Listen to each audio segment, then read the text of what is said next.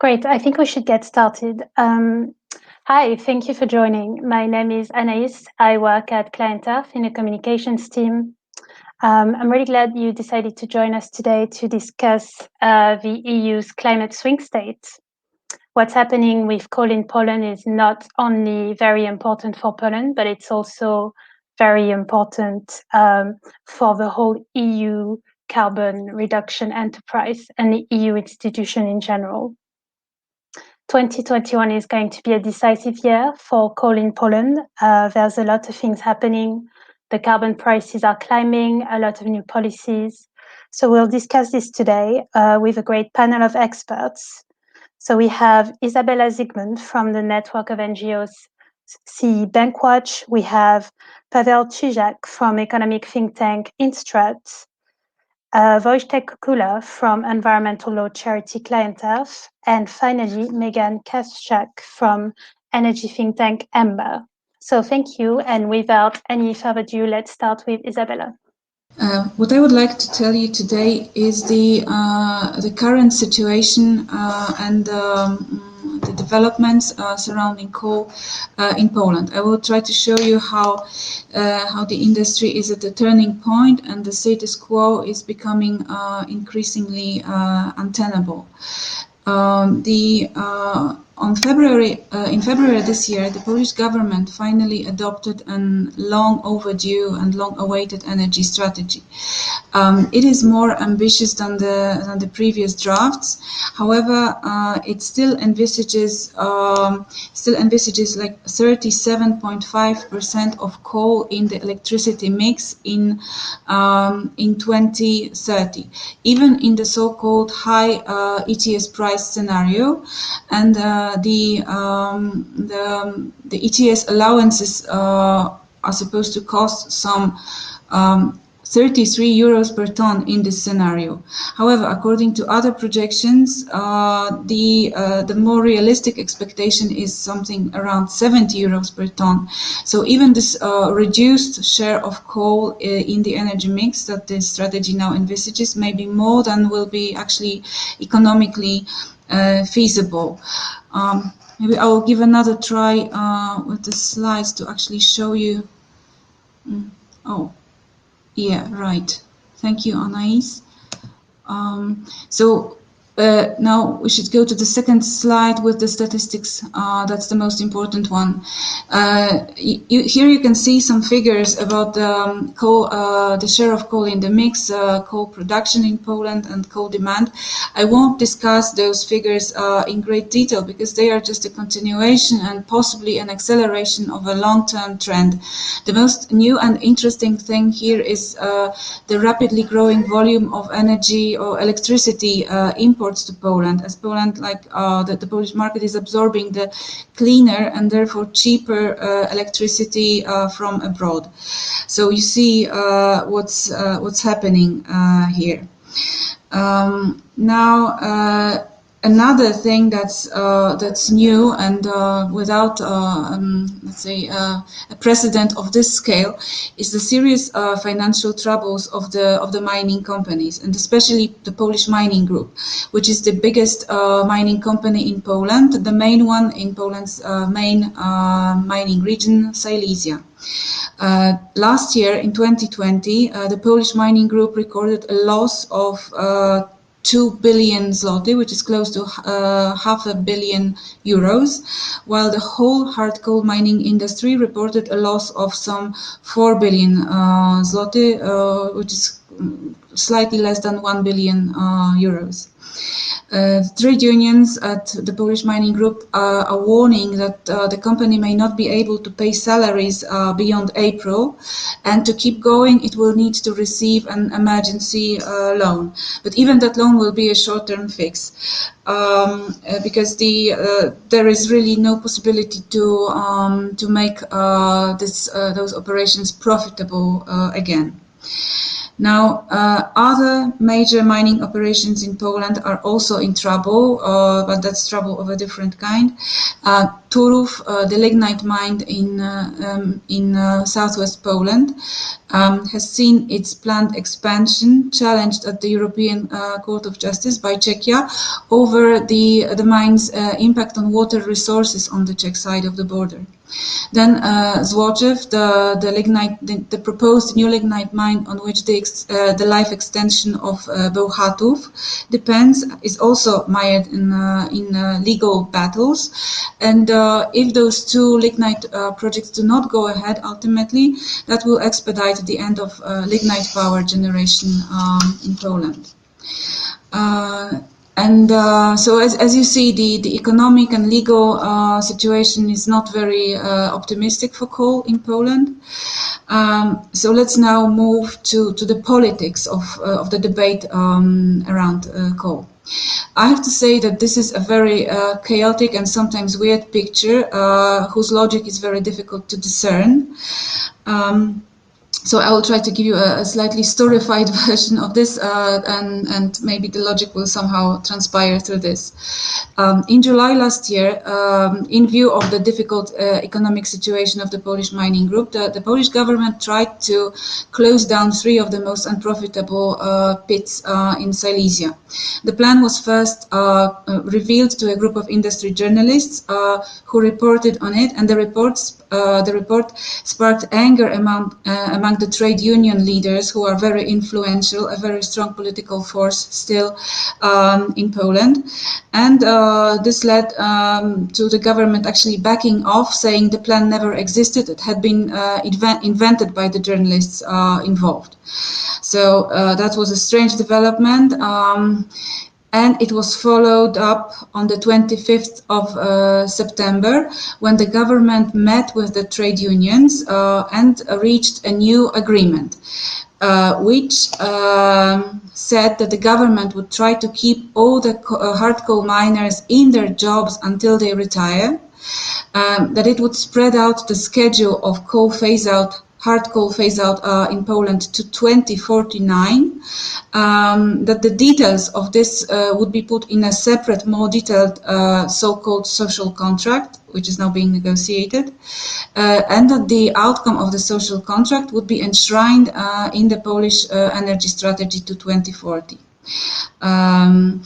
And to keep the mines going, of course, state aid would be needed, because, as I said, they are not expected to become profitable again. So to keep operating, they would have to receive operating aid. The state would have to cover the losses, basically, for them to keep going.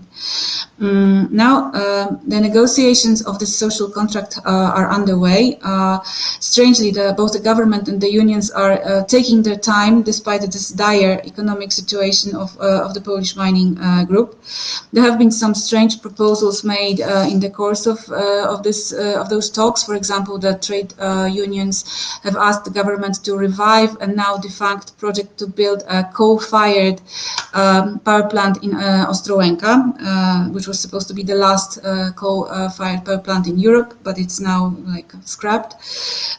They have also asked for 70% of the total allocation of Poland's money from the Just Transition Fund to be given to Silesia, apparently undeterred by the fact that you can either ask for money to conserve the status quo or to fund your transition, but it's strange to ask for both at the same time.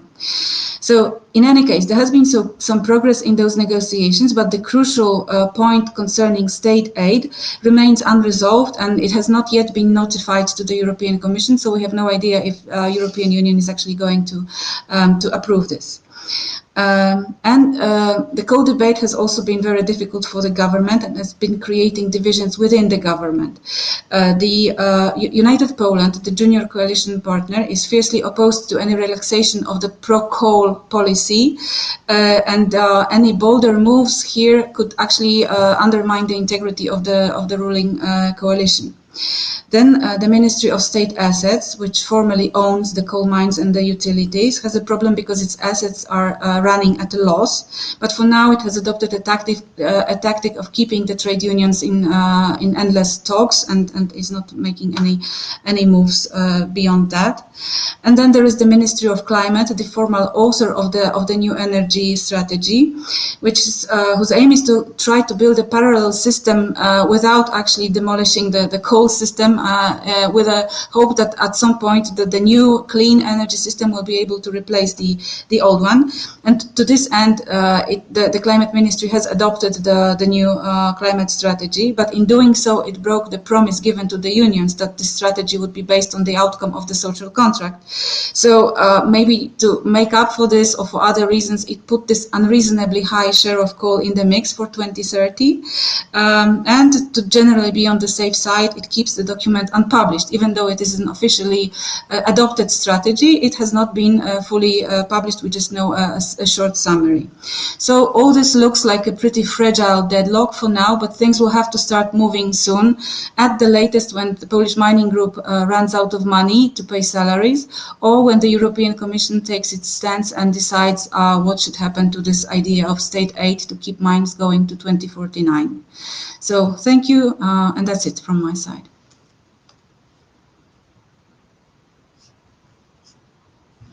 Yeah, and now the floor will be taken by my colleague Paweł Czyżak.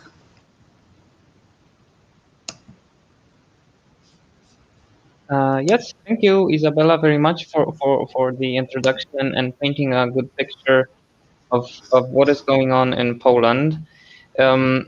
As you can now see, Poland, the Polish coal sector is under a lot of pressure and in a lot of trouble. So the government started working on this restructuring plan for both the coal power sector and the coal mining sectors.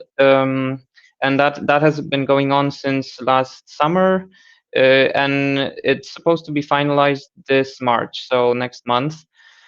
So I will dive a bit deeper into the details of this restructuring plan, following up on a report we've published with Client Earth last November, and updating this report with the latest developments.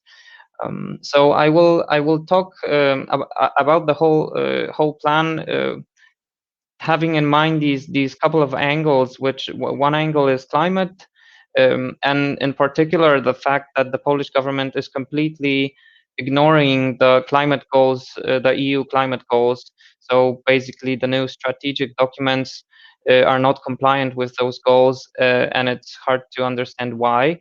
Then the economics, the financial angle, which is that most of the power plants are actually running at losses. The utilities are unprofitable, and they need money to actually pay salaries, as Isabella mentioned. And then there's the policy angle, which is that the whole process is chaotic and not public, and basically we have different ministries competing and going into different directions. So let me start with a very general overview of what the restructuring plan for the power sector was supposed to look like. This picture is actually from our report from last year, and the initial idea was that the three largest utilities, that's Tauron, Enea, and PGE, they would actually merge. They would spin off the coal assets to a new state entity, and continue as a big merged utility that would actually focus on renewables, have of course some sales distribution assets also within it, but basically spinning off the coal power plants and the lignite mines into a separate entity.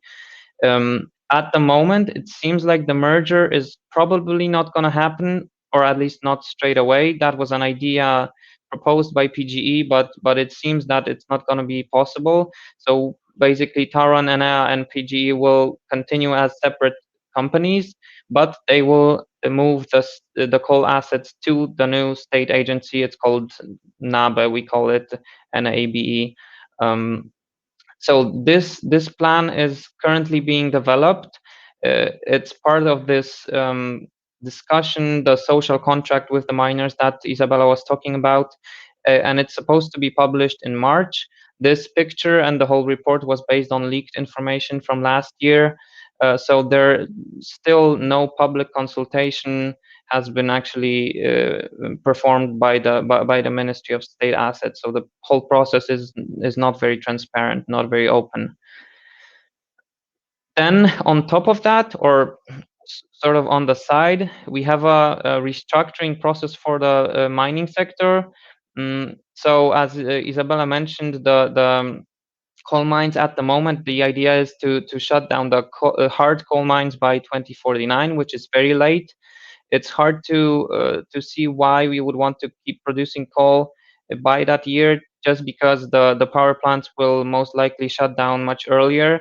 So in the 2040s, there's not going to be many entities that would actually want to buy this coal, especially since it's very expensive. And we are already, Poland is already importing coal from elsewhere. And this plan, actually, both these plans require state aid. So the power sector plan assumed some 4 billion euros of state aid just to keep just for the power plants, and then some more for like recultivating the lignite mines and some other employment issues, stuff like that. And then this plan for the mining sector was estimated at 4.7 billion euros. But that is still, of course, unconfirmed, and there has not been any notifications to the European Commission. So these are just estimates at this point. What I wanted to highlight probably the most in this presentation is the climate angle of this. So again, the Polish government is very stubbornly refusing to acknowledge the new climate goals, the EU climate goals. So this is a picture that is trying to show that how large the discrepancies are. So the new energy strategy that was published just weeks ago did not actually note any updates since its version from September last year, and then even from 2019. So the main scenario that is presented there is still assumes 56% of coal in the electricity mix in 2030, which is of course a lot, and the impact assessment for the new climate goals estimates it should be around 2% in the EU on average. So of course that's a huge gap. The GHG emissions in the new strategy, the reduction is only 30% comparing to 1990. Of course, the new EU goal is 55%, so we're only halfway, and that means that the other countries would actually have to reduce their emissions much more to make up for the effort that Poland is not going to do. And then the same goes for renewables. Poland, the Polish ambitions for renewables are only 23% in final energy. That is again half of what the EU average is supposed to be. And then on top of that, of course, the Polish government does not want to declare carbon neutrality and has not set out a phase-out date. So in terms of climate, the Polish government is still basically on a path that is way very a long way aside from the EU climate goals. And then we have the economics. At the moment, we are estimating that only 31% of the power plants do not generate losses in terms of their variable costs. So they are only profitable because they are getting money from the capacity market. This is a state aid scheme in Poland that is keeping them running, some of them until 2025, 2028, and some the newest plants until 2035. The plants that are not within this capacity market will probably just shut down. Some of them are already closing this year, and then some more will close pretty soon. And then we have the 15 gigawatts that are sort of kept alive artificially by the capacity market. And the problem with that is that the capacity market already cost Poland around 10 billion euros. So it is very controversial to actually give more money to the coal sector on top of it. And we are actually estimating that if this coal asset spin-off happens, the state entity will run at huge multi-billion euro losses, just because it will have only unprofitable assets pretty much. So sort of summarizing and finalizing this, there are mostly risks within this whole restructuring plan. The sort of positive aspect was that there is a discussion about the Polish coal phase out. It's happening finally. It hasn't been a thing before. In theory, if the utilities can spin off their assets, they can get more money for renewable investments. So that is, I guess, the positive angle. But the problem is that that the plans, the different plans that Poland is proposing, are all not compliant with the EU climate goals. They are not enough in terms of RES deployment and in terms of GHG emission reductions, and they require state aid that is on top of what the coal sector is already getting, which is a lot. So I think that should be the bottom line, that the EU Commission should be very aware of the issue, that Poland is asking more money for the coal sector, even though it already got a lot, and then that Poland is not willing to comply with the climate goals. So the Commission should not accept pathways that are actually not compliant with the minus 55% reduction targets. So thank you very much. There, you can see the details of I talked about in the report from November, December. It's available in English, and we also have a report coming in March, which will present an alternative coal phase out scheme together with financing and with the electricity mix proposals. So yes, thank you very much, and now I will pass the microphone to Wojtek from Client Earth. Thank you.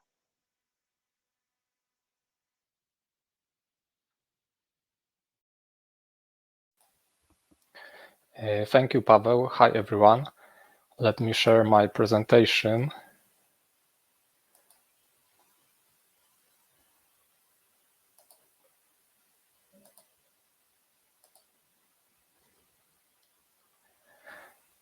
I hope that you can see it now.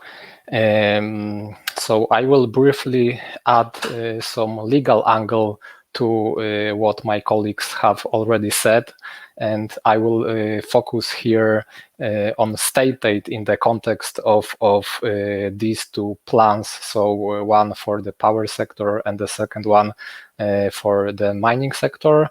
And I will briefly present our Client Earth's assessment of this issue.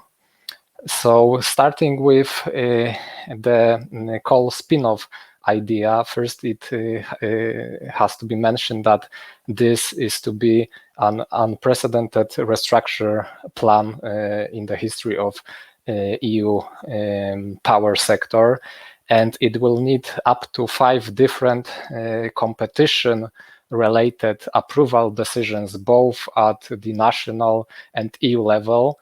And according to our initial assessment, there will be 3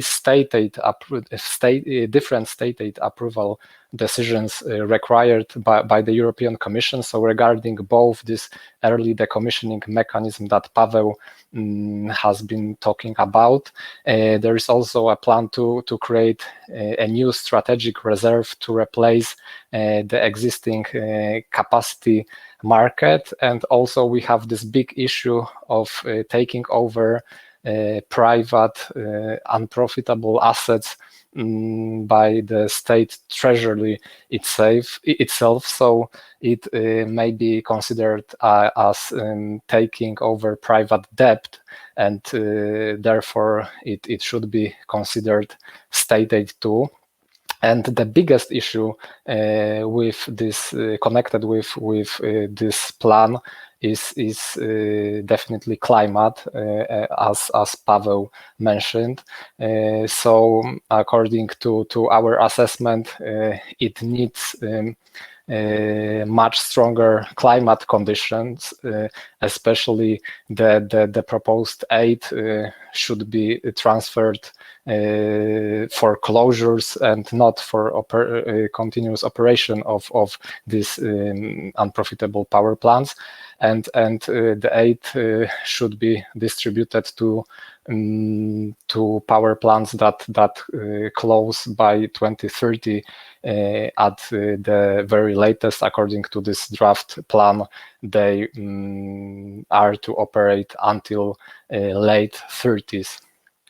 And now, as regards this draft social contract for the mining sector, there are 3 different state aid streams proposed in this document. So first, there is operating aid for mines that will last until 2049, which sounds ridiculous in 2021.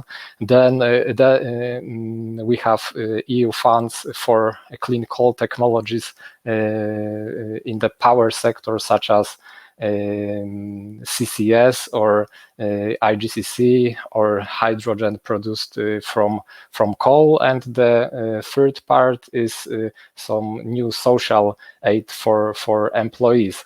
And the biggest issue here is obviously the fact that operating aid for hard coal mines is now prohibited under EU law, under EU Council decision from 2010, and this means that in fact this restructure plan would need the EU law needs to be changed here, which would be extremely difficult. And also regarding transferring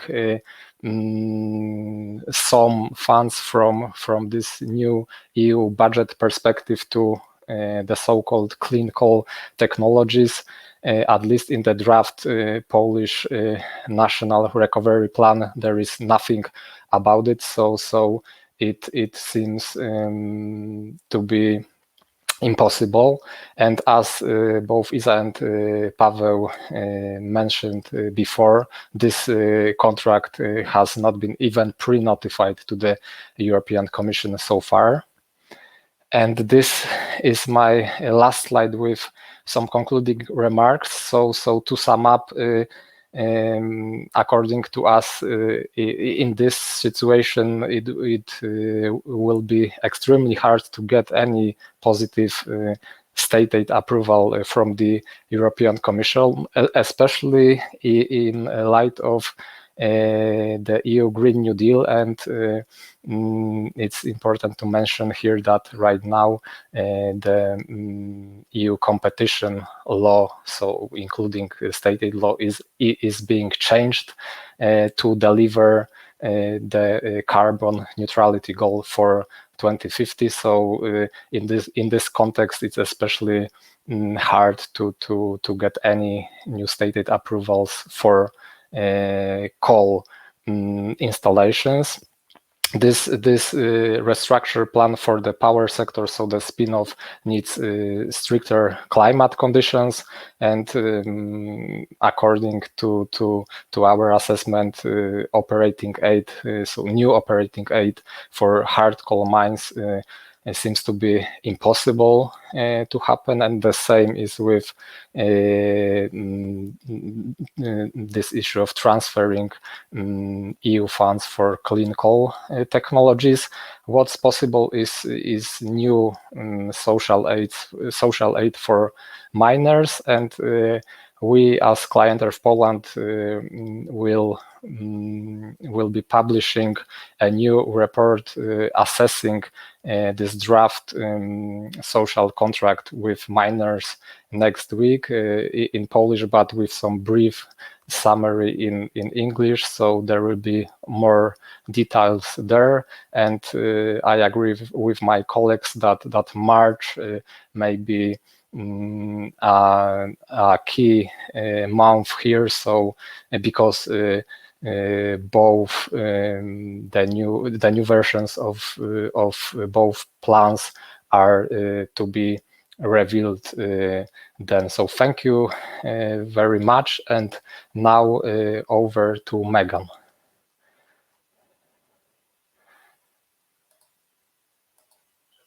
Hello, everyone. Let me just upload the presentation quickly. Oh,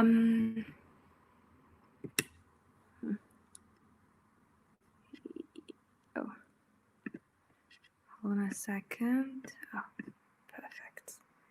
I hope you can see it. Thank you very much for this opportunity to bring coal mine methane into the discussion. My name is Małgorzata Kasprzak, and I'm a coal mine methane analyst at EMBE, a climate policy think tank.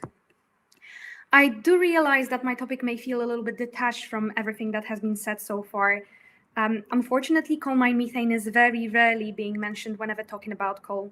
However, as the EU plans to adopt methane strategy by the end of this year, coal mine methane is being given increasingly more attention, which I think it really, really deserves. So today I'd like to highlight why it's worth paying more attention to the developments around methane strategy.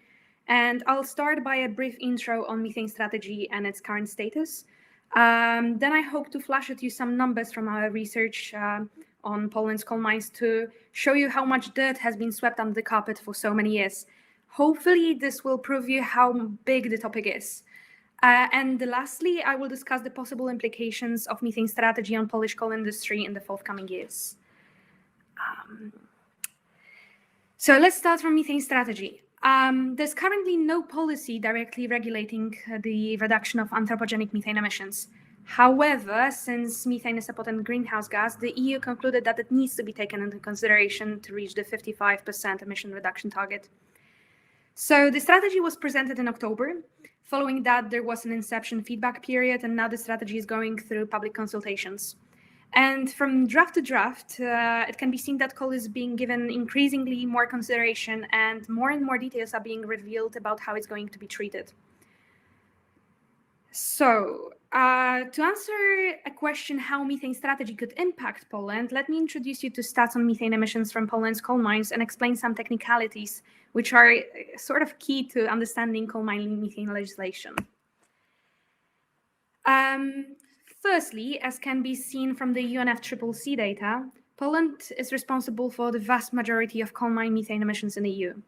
To add a little bit more flavor to the data, I want to stress that Poland's share of the methane emissions cake is likely to increase in the near future, as some of the countries that are here on the list have already closed their mines or scheduled their mines phase out for early 20s.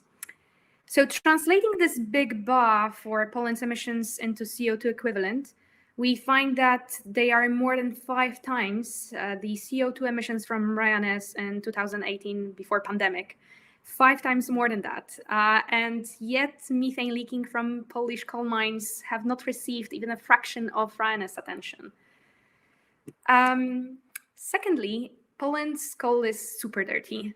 The IEA's analysis quantified that for methane leaked per ton of coal mined, Poland is third only to Russia and Kazakhstan. According to IEA, methane adds 42% to the climate impact of burning coal that is produced in Poland. Our research based on mine-by-mine data showed a more conservative number, 23%. The source of this discrepancy, we think it is the difference between accounting and coal processing, handling, and crushing, etc. However, even if we take into consideration a more conservative number, that is 23%, it still shows that Poland's coal is at least 23% more dirty than just burning the coal alone.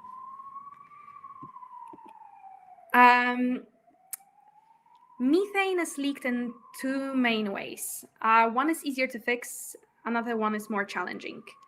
Demethanization stations capture concentrated methane. These are yellow arrows on the picture. However, and rather strikingly, when supply of such methane exceeds demand, methane is released from these stations, even though it could be easily sold or even fled to reduce its environmental impact. We found that 16% of Poland's emissions come from demethanization stations. I know it sounds a little bit absurd, and some of you may wonder why nothing has been done about this in the past. And according to the experts, the only explanation is just poor management. And I think this perfectly exemplifies the scale of negligence in this area. The rest of the emissions come from ventilation shafts, represented by blue arrows on this picture. And these emissions are low concentration and harder to capture. However, it's not technically impossible to reduce these emissions, but it will need significant upfront investments. So knowing this, how methane strategy could impact Polish coal? Compulsory monitoring, reporting and verification, MRV, outlined in the methane strategy, should not be a huge burden to the operating coal mines, as the measurement is already in place for the safety purposes. Yet it could be a pain for abandoned and closed sites where MRV has not been compulsory. At this point, it's important to highlight that some independent scientists have told me that the measurement is often not precise, allegedly showing even negative concentrations. If the EU sets measurement standards, a more precise equipment could mean that the scale of the emissions that we will see will be actually way larger than we see now. And this obviously means that we may see a lot of problems if tighter restrictions are put in place. In terms of leak detection and repair, this will most likely aim to target methane leakages from demethanization stations. We are doing our best to raise awareness about absurdity of these leakages so that the methane strategy goes beyond just detection and imposes a strict ban on venting methane from demethanization stations. Though some quick upfront investments will be needed if methane strategy bans methane venting, I'd like to stress that such projects are very much economically justified. And lastly, methane performance standard. Though mentioned very briefly in the strategy, this is a true warning sign for the Polish mining industry, providing how methanized this coal is. To cut methane emissions, coal mining companies will be forced to either invest a lot of money into demethanization projects or simply just shut down. For PGG, the biggest thermal coal producer in Poland, responsible for 40% of the emissions, methane performance standards could force closure of the most emitting mines. For JSW, the situation is a little bit different. JSW is the main coking coal producer, and since coking coal has been recently added to the list of the EU critical raw materials, JSW's coal is unlikely to be phased out soon. However, a methane strategy may try to push JSW to reduce climate impact of mining its coal. And that's very much necessary. For example, in Budryk, which is JSW's deepest coal mine, methane doubles the climate impact of burning coal produced by the mine. Doubles. So if methane strategy imposes performance standards, JSW will need to employ demethanization projects which are likely to require a lot of investments, which may decrease mining profitability, at least in the short term. But I'll stop speculating now. My takeaway message for you is to observe the topic. It may be a sneaky way for Poland to externalize the reasons to speed up shutting down of unprofitable mines. The level to which the strategy will impact Polish coal is still not certain, but climate targets leave little room not to legislate Poland's coal mine methane emissions. So yeah, we'll see what the future brings. Thank you very much. Anais, do you want to, should I leave the floor to you then?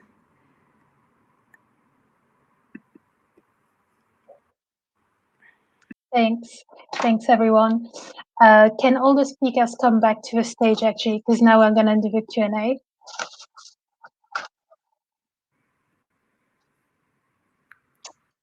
Thanks. So I think that it's been really interesting, and it's fair to say that Poland is absolutely not ready at the moment to really align with EU climate targets. We talked about a lot of things like the financial loss, the economic decline, the weird political maneuvers, the legal quagmire, and also the new threat of methane on the horizon.